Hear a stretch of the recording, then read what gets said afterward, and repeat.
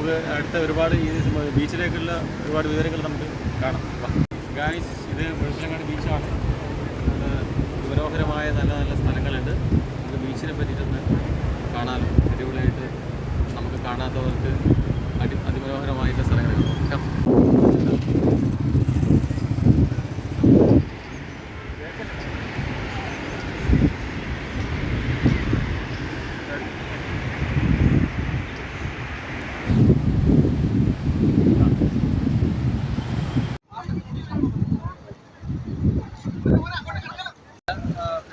കരയ്ക്ക് കടിപ്പിച്ചു മീൻ എടുത്തിരുന്ന് നമുക്ക് കാണാം.